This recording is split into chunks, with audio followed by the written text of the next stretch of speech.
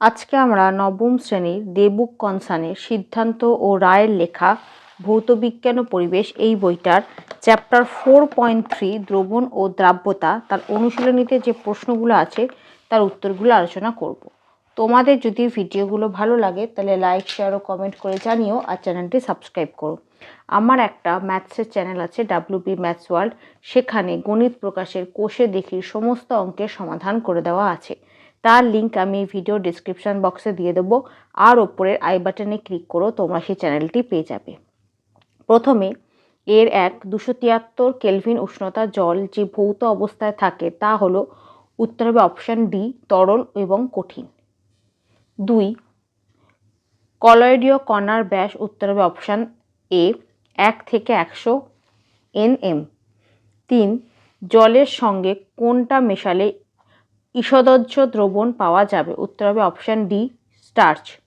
4, কোনটার বিস্তৃত দশা তরল ও বিস্তার মাধ্যম গ্যাসীয়, উত্তর হবে অপশানে মেঘ। 5, ইমালশন একটি কলয়েডীয় দ্রবণ, তৈরি হয়, উত্তর হবে অপশান বি, দুটো তরল যারা মিশে না। 6, 35 ডিগ্রি সেলসিয়াসে একটা লবণের দ্রব্যতা 45 গ্রাম পার 100 গ্রাম জল। ওই উষ্ণতায় H2O মানে জল, ওই উষ্ণতায় 100 গ্রাম লবণের সম্পৃক্ত দ্রবণ প্রস্তুত করতে কি পরিমাণ জল নিতে হবে, উত্তর হবে অপশান সি। সমাধানটা দেখো। 35 ডিগ্রি সেলসিয়াসে লবণটির দ্রব্যতা 45 গ্রাম পার 100 গ্রাম জল H2O। অতএব 45 গ্রাম লবণকে দ্রবীভূত করতে জল লাগে 100 গ্রাম। তাহলে 1 গ্রাম লবণকে দ্রবীভূত করতে জল লাগে 100/45 গ্রাম। 100 গ্রাম লবণকে দ্রবীভূত করতে জল লাগে 100/45 × 100 গ্রাম। এখান থেকে আমরা পাবো 10,000/45, এখান থেকে হচ্ছে 222.22 গ্রাম। তাহলে উত্তর হবে, অতএব ওই উষ্ণতায় 100 গ্রাম লবণের সম্পৃক্ত দ্রবণ প্রস্তুত করতে 222.22 গ্রাম জল লাগবে। এটাই হচ্ছে অ্যান্সার। এরপর বি, শূন্যস্থান পূরণ করো। 1, সোডা ওয়াটারে দ্রাবক ড্যাশ এবং দ্রাবক ড্যাশ।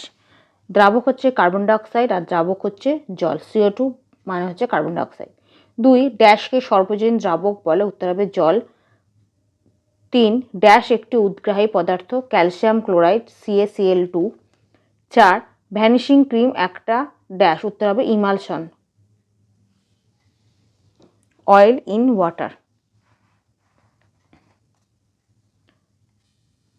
তারপর সি, অতি সংক্ষিপ্ত উত্তরধর্মী প্রশ্ন। 1, অতিপৃক্ত দ্রবণে দ্রাব্য যোগ করলে কি হয়, উত্তর হবে দ্রবণের গাঢ়ত্ব কমে যায়। 2, একটি উত্তম জলাকর্ষী পদার্থের নাম লেখো, উত্তর হবে সোডিয়াম থায়োসালফেট। 3, তরলের সঙ্গে তরলের দ্রবণের একটি উদাহরণ দাও, উত্তর হবে দুধ। 4, সম্পৃক্ত দ্রবণের 1 তাপমাত্রা বাড়ালে কি হয়, উত্তর হবে অসম্পৃক্ত হয়। 2, তাপমাত্রা কমালে কি হয়, উত্তর হবে অতিপৃক্ত দ্রবণ হবে। তাপমাত্রা বাড়ালে অসম্পৃক্ত দ্রবণ হবে, আর তাপমাত্রা কমালে অতিপৃক্ত দ্রবণ হবে। 3, আরও দ্রাবক যোগ করলে কি হয়, এটাও অতিপৃক্ত হবে। 5, 100 ডিগ্রি সেলসিয়াস উষ্ণতায় একটি সম্পৃক্ত দ্রবণকে ঠান্ডা করে 60 ডিগ্রি সেলসিয়াসে আনলে কি ঘটবে, উত্তর, এই ক্ষেত্রে 60 ডিগ্রি সেলসিয়াস উষ্ণতায় একটি অতিপৃক্ত দ্রবণ পাওয়া যাবে এবং অতিরিক্ত দ্রাব্য পদার্থ দ্রবণ থেকে পৃথক হয়ে পাত্রের তলায় জমা হবে। 6, উষ্ণতা বৃদ্ধিতে দ্রাব্যতা কমে। 1 হচ্ছে কমে, 2 হচ্ছে বাড়ে, 3 প্রায় একই থাকে এমন 3টি পদার্থের নাম করো। কমে হচ্ছে CaOH2, তার মানে হচ্ছে ক্যালসিয়াম হাইড্রক্সাইড। 2, বাড়ে, সেটা হচ্ছে পটাশিয়াম নাইট্রেট KNO3। 3, প্রায় একই থাকে, সেটা হচ্ছে সোডিয়াম ক্লোরাইড NaCl। 7, গাঢ়ত্বের বিচারে সম্পৃক্ত, অতিপৃক্ত ও অসম্পৃক্ত দ্রবণের মধ্যে সম্পর্ক কি, গাঢ়ত্ব বা ঘনত্ব একই। উত্তর, উষ্ণতা আয়তন স্থির থাকলে গাঢ়ত্ব বা ঘনত্ব, অতিপৃক্ত দ্রবণ গ্রেটার দেন সম্পৃক্ত দ্রবণ গ্রেটার দেন অসম্পৃক্ত দ্রবণ। উত্তর, স্থির উষ্ণতা ও আয়তনে গাঢ়ত্বের বা ঘনত্বের বিচারে সম্পৃক্ত, অসম্পৃক্ত ও অতিপৃক্ত দ্রবণের মধ্যে সম্পর্ক হলো অতিপৃক্ত গ্রেটার দেন অসম্পৃক্ত গ্রেটার দেন সম্পৃক্ত। অর্থাৎ অতিপৃক্ত দ্রবণ সর্বাধিক গাঢ়, তারপর অসম্পৃক্ত দ্রবণ এবং তারপর সম্পৃক্ত দ্রবণ। তারপর ৮, ডেসিকেটরে নিরোধক পদার্থ হিসাবে কি ব্যবহার করা হয়? উত্তর, ডেসিকেটরে ব্যবহৃত নিরোধক হলো এমন পদার্থ যা ডেসিকেটরের ভেতর থেকে জলীয় বাষ্প শোষণ করে একটি শুষ্ক পরিবেশ বজায় রাখে। এই নিরোধক পদার্থগুলি হলো silica gel, calcium chloride CaCl2, phosphorus pentoxide P2O5 ইত্যাদি। ৯, সাধারণ অ্যালাম এ কেলাস জলের সংখ্যা কত? উত্তর হবে 24টি অণু। ১০, চাপ কমালে জলে গ্যাসের দাব্যতা বাড়ে না কমে? উত্তর হবে কমে। তারপর ডি, সংক্ষিপ্ত উত্তরধর্মী প্রশ্ন। ১, সংজ্ঞা লেখো। ১, সম্পৃক্ত দ্রবণ। ২, অসম্পৃক্ত দ্রবণ, অসম্পৃক্ত লবণ। ৩, অতিপৃক্ত দ্রবণ। ৪, উত্ত্যাগী পদার্থ। ৫, উদ্গ্রাহী পদার্থ। ৬, জলাকর্ষী পদার্থ। প্রথমে সম্পৃক্ত, অসম্পৃক্ত আর অতিপৃক্ত তিনটেই পেয়ে যাবে ৯০ নম্বর পাতায়। প্রশ্নে ২ নম্বরে অতিপৃক্ত লবণ হবে না, অতিপৃক্ত দ্রবণ হবে। হ্যাঁ, এবার এই যে তিনটে কাকে বলে? অসম্পৃক্ত দ্রবণ এখান থেকে এতটা, সম্পৃক্ত দ্রবণ এখান থেকে এতটা, অতিপৃক্ত দ্রবণ এখান থেকে এতটা। তারপর উত্ত্যাগী পদার্থ হলো এমন সব কেলাসাকার পদার্থ যা সাধারণ তাপমাত্রায় খোলা বাতাসে রাখলে নিজেদের কেলাস জল হারিয়ে ফেলে এবং গুঁড়ো বা অনিয়মিত আকারে পরিণত হয়, যেমন সোডিয়াম কার্বনেট। তারপর উদ্গ্রাহী পদার্থ হলো এমন এক ধরনের পদার্থ যা সাধারণ তাপমাত্রায় খোলা বাতাসে রাখলে বাতাস থেকে জলীয় বাষ্প শোষণ করে এবং সেই জলীয় বাষ্পে দ্রবীভূত হয়ে অবশেষে সম্পূর্ণ তরল দ্রবণে পরিণত হয়। উদাহরণস্বরূপ সোডিয়াম হাইড্রক্সাইড, পটাশিয়াম হাইড্রক্সাইড এবং ফেরিক ক্লোরাইড ইত্যাদি। ৬, জলাকর্ষী পদার্থ হলো সেই সব পদার্থ যা জল বা জলীয় দ্রবণ দ্বারা আকৃষ্ট হয় এবং সহজে জলে দ্রবীভূত হয় বা মিশে যায়। উদাহরণ লবণ, চিনি। তারপর ২, একটি দ্রবণ সম্পৃক্ত না অসম্পৃক্ত কিভাবে শনাক্ত করবে? ৯০ নম্বর পাতায় এখান থেকে এতটা। ৩, গ্যাসীয় পদার্থের দ্রাব্যতার উপরে উষ্ণতার প্রভাব কীরকম? ৮৯ নম্বর পাতায় উত্তর এখান থেকে এতটা। ৪, ২০ ডিগ্রি সেলসিয়াস উষ্ণতায় খাদ্য লবণের দ্রাব্যতা ৩৫ বলতে কী বোঝো? উত্তর, ২০ ডিগ্রি সেলসিয়াস উষ্ণতায় খাদ্য লবণের দ্রাব্যতা ৩৫। এই কথাটির দ্বারা বোঝায় যে ২০ ডিগ্রি সেলসিয়াস উষ্ণতায় ১০০ গ্রাম জলে সর্বাধিক ৩৫ গ্রাম খাদ্য লবণ দ্রবীভূত করলে দ্রবণটি সম্পৃক্ত হবে। অর্থাৎ ২০ ডিগ্রি সেলসিয়াস উষ্ণতায় ১০০ গ্রাম জল সর্বাধিক ৩৫ গ্রাম খাদ্য লবণ দ্রবীভূত করতে পারে। ৫, কলয়েড কি? ৮৬ নম্বর পাতায় এখান থেকে এতটা।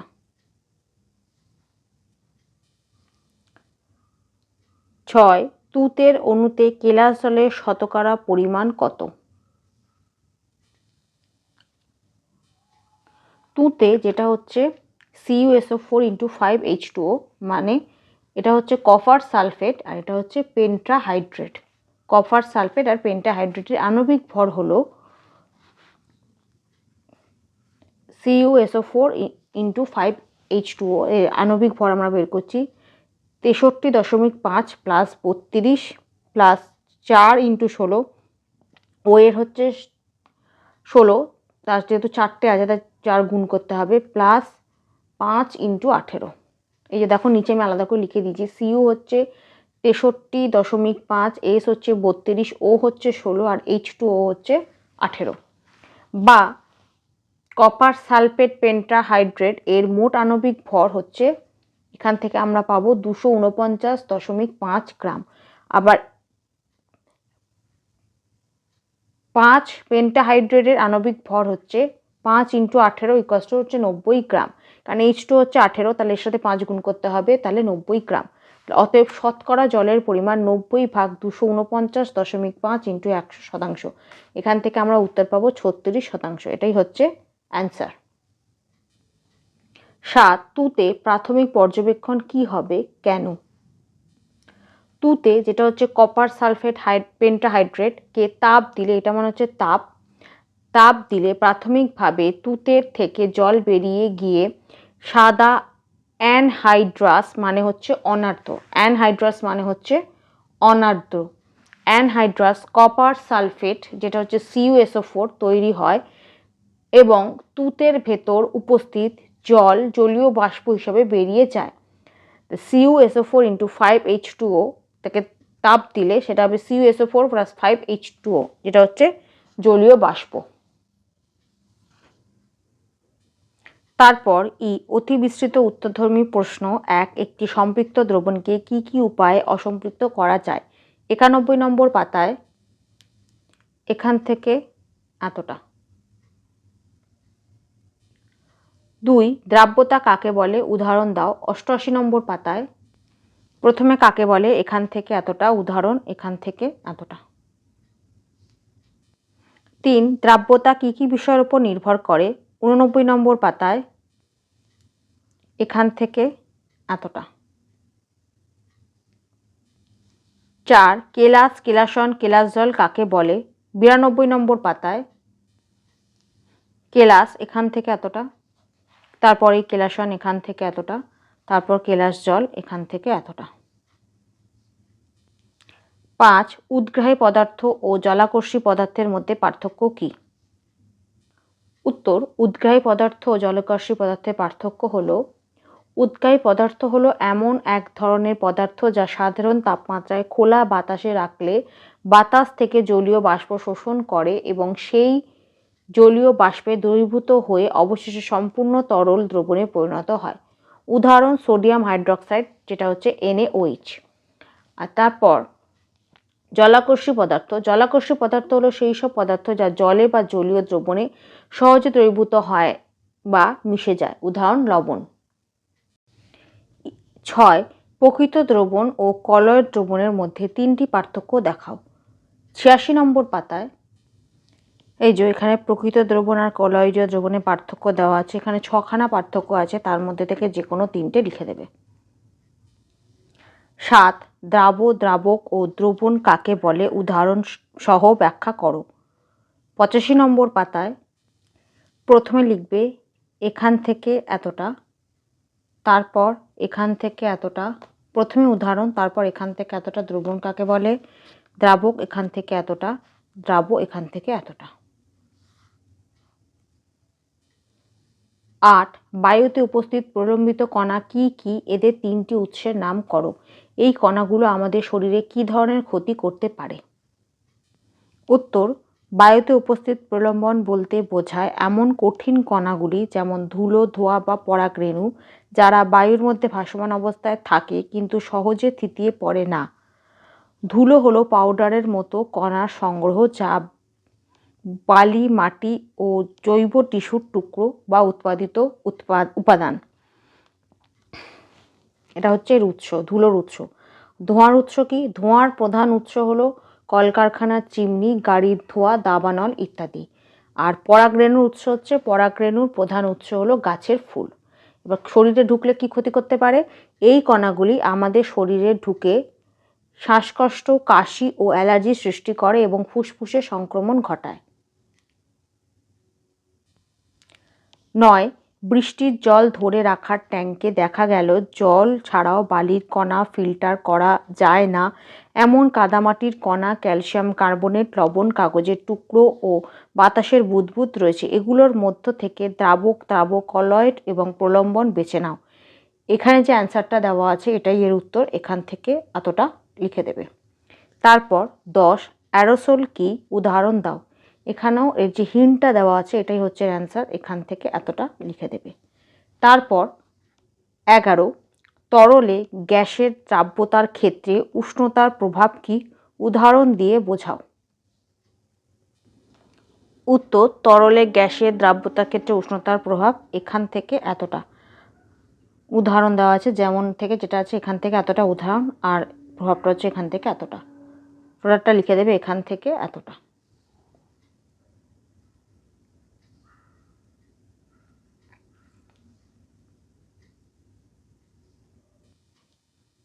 12 20% Na2CO3 দ্রবণ বলতে কি বোঝায়? Na2CO3 মানে হচ্ছে সোডিয়াম কার্বনেট। উত্তর 20% সোডিয়াম কার্বনেট দ্রবণ, এর অর্থ দ্রবণটির প্রতি 100 মিলিলিটার আয়তনে 20 গ্রাম সোডিয়াম কার্বনেট দ্রবীভূত আছে। 13 NaOH মানে হচ্ছে সোডিয়াম হাইড্রক্সাইড দ্রবণের গাঢ়ত্ব 100 গ্রাম পার লিটার, দ্রবণটির গাঢ়ত্ব শতকরা মাত্রায় প্রকাশ করো। সমাধানটা দেখো।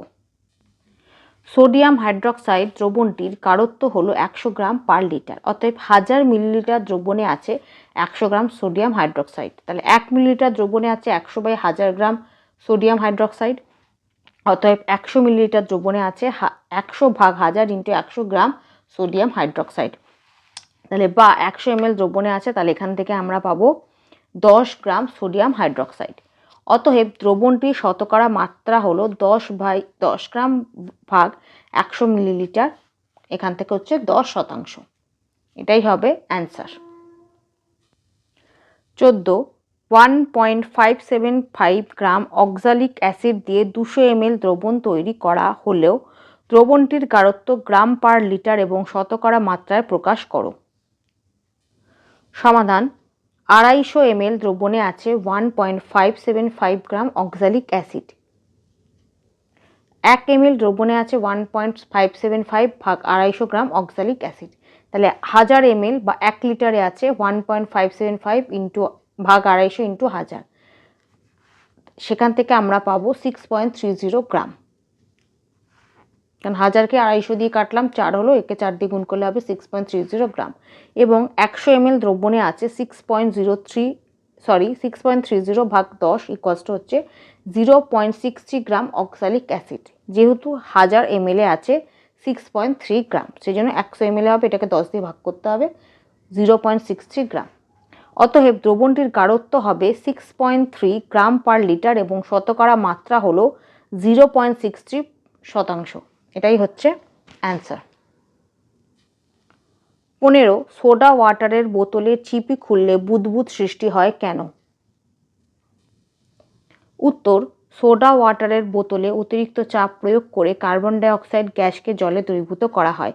বোতলের ছিপি যখন খোলা হয় তখন চাপ হ্রাস পায়, ফলে কার্বন ডাই অক্সাইডের দ্রাব্যতা কমে, তাই অতিরিক্ত কার্বন ডাই অক্সাইড বুদবুদ আকারে বেরিয়ে আসায় বোতলের মুখে ফেনার সৃষ্টি হয়। 16 দ্রাব্যতা লেখ থেকে জানা যায় এমন 3টি বিষয়ের উল্লেখ করো। এখানে হিন্টটাই হবে অ্যান্সার। এখানে 3টে পয়েন্ট দেওয়া আছে, 3টে পয়েন্ট লিখে দেবে এখান থেকে এতটা। 17 75 ডিগ্রি সেলসিয়াসে পটাশিয়াম নাইট্রেট দ্বারা সম্পৃক্ত 300 গ্রাম জল ঠান্ডা করে 20 ডিগ্রি সেলসিয়াসে আনা হলো।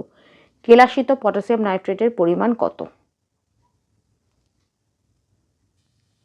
জলে পটাশিয়াম নাইট্রেটের দ্রাব্যতা 20 ডিগ্রি সেলসিয়াস তাপমাত্রায় 30, 75 ডিগ্রি সেলসিয়াস তাপমাত্রা 136। এখানে জলের ভর যেটা হচ্ছে দ্রাবকের ভর সেটা হচ্ছে 300 গ্রাম প্রদত্ত দেওয়া আছে প্রশ্নে। তাহলে 20 ডিগ্রি সেলসিয়াসে প্রথম ক্ষেপটা আমরা বের করছি। 20 ডিগ্রি সেলসিয়াসে ধরি পটাশিয়াম নাইট্রেট যেটা দ্রাব, এর ভর হচ্ছে x গ্রাম। অতএব দ্রাব্যতা x ভাগ 300 × 100, বা দ্রাব্যতা আমরা জানি 30 = তাহলে কত হবে x ভাগ 300 × 100। দ্রাব্যতা দেওয়া আছে দেখো 30 at 20 ডিগ্রি সেলসিয়াস, তাহলে 20 ডিগ্রি সেলসিয়াসের জায়গায় আমরা দ্রাব্যতার জায়গায় লিখছি 30, তাহলে বা x এর মানটা বের করব 90 গ্রাম।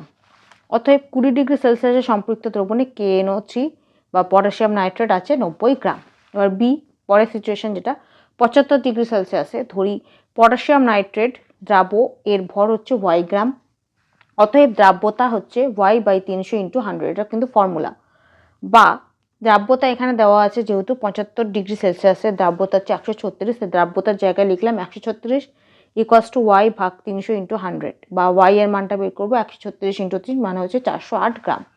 অতএব 75 ডিগ্রি সেলসিয়াসে সম্পৃক্ত দ্রবণে KNO3 আছে 408 গ্রাম। তাহলে উত্তর কি লিখবো? অতএব ওই সম্পৃক্ত দ্রবণটিকে 75 ডিগ্রি সেলসিয়াস থেকে 20 ডিগ্রি ঠান্ডা করা হলে পটাশিয়াম নাইট্রেটের কেলাসিত হবার পরিমাণ হবে 408 থেকে 90 মাইনাস করতে হবে, তাহলে হচ্ছে 218 গ্রাম। এটাই হচ্ছে অ্যান্সার। 18 স্তম্ভের অন্তর্গত পারস্পরিক সম্পর্কযুক্ত বিষয়গুলো পাশাপাশি লিখে সামঞ্জস্য স্থাপন করো। আচ্ছা, 4টে আছে বিস্তৃত দশা, বিস্তার মাধ্যম, কলয়েড সিস্টেম, উদাহরণ। প্রথমে কঠিন, তার বিস্তার মাধ্যম হচ্ছে তরল, কলয়েড সিস্টেম হচ্ছে সল, আর উদাহরণ হচ্ছে মিল্ক অফ ম্যাগনেসিয়া। তারপর তরল, তার বিস্তার মাধ্যম হচ্ছে গ্যাস, কলয়েড সিস্টেম হচ্ছে এরোসল, উদাহরণ হচ্ছে কুয়াশা। তারপরে তরল, তার বিস্তার মাধ্যম হচ্ছে তরল, কলয়েড সিস্টেম হচ্ছে ইমালশন, উদাহরণ হচ্ছে দুধ।